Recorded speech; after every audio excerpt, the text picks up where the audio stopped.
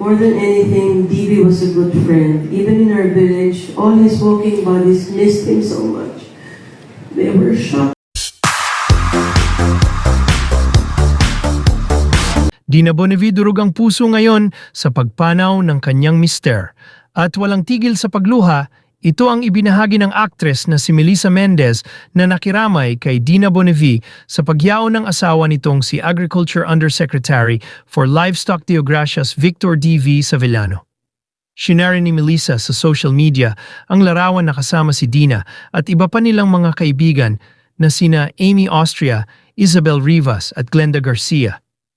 Tears just kept pouring down in Dina's eyes. She is truly heartbroken, ani Melissa sa caption.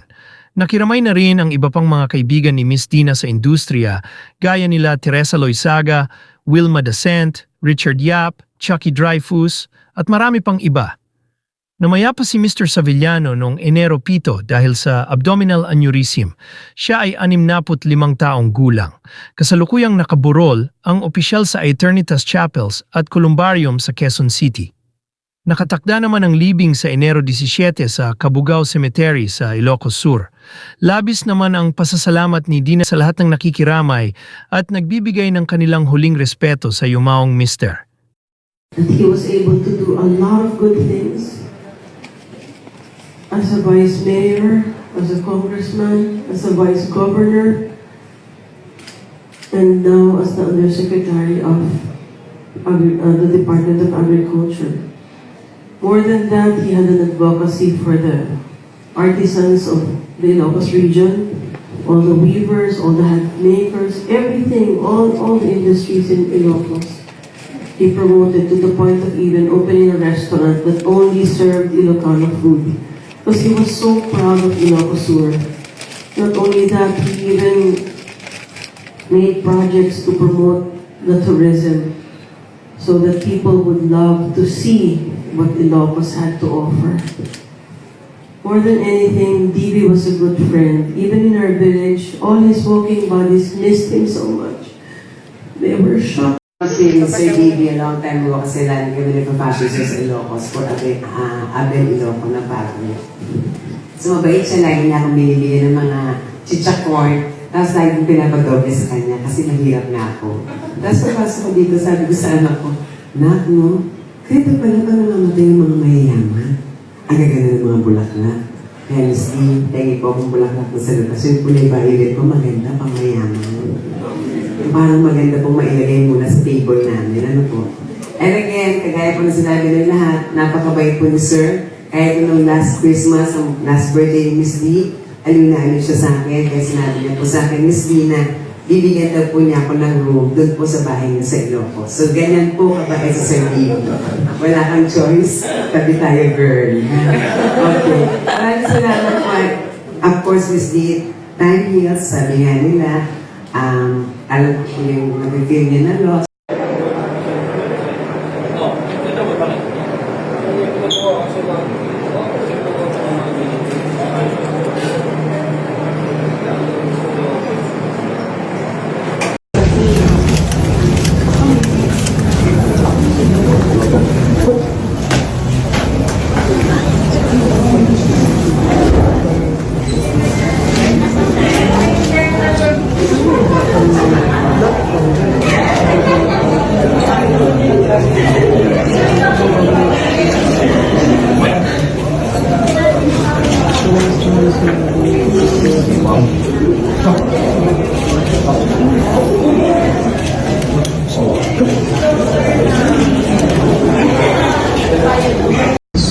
On this mountain, he will destroy the veil that veils all peoples.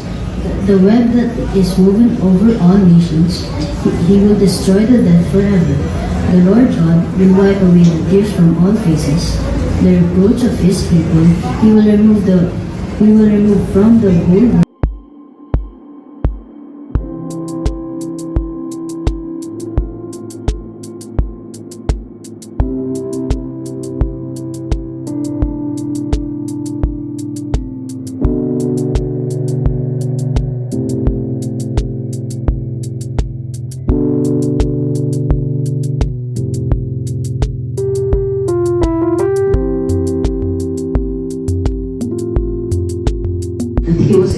do a lot of good things.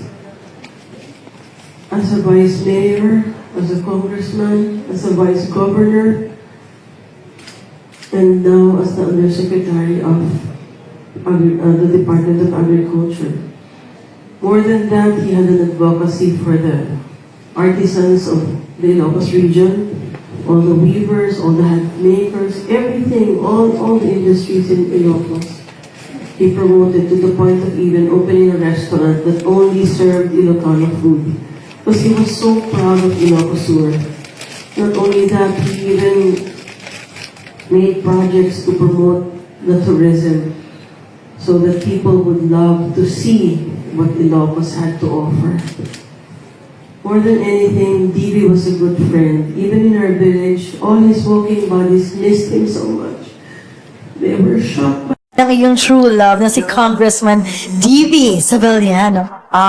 Sa kayo nag-meet? Oo. Actually, alam mo, strange, sabi ko nga serendipity kasi I think 1996 ba yun? 1996 yata, gumagawa kami ng movie ni Alice sa Ilocos. So, nag-shoot kami doon. Tapos, we happened to be using his room. Tapos, sabi ng secretary, kailangan na kayong umalis kasi gagamitin na ni Vice Governor yung... Kasi yung Vice Governor, sabi ni Alice, we don't care to see the Vice Governor. We want to meet the Governor. Where's the Governor? Ganyan pa siya. Tapos, wala yung Governor dito, yung Vice Governor. Paglabas siya, ha? Are you kidding? Sabi namin, you're the Vice Governor. Taka kami kasi ka-age lang namin. Parang, ikaw yung governor, parang bata mo pa. Nagpa-picture daw kami, hindi ko maalala. Years past, gumawa ako ng project for Gov. Chavit Singson sa Ilocos, yung telecommunications, kasi business ko dati yon na I would provide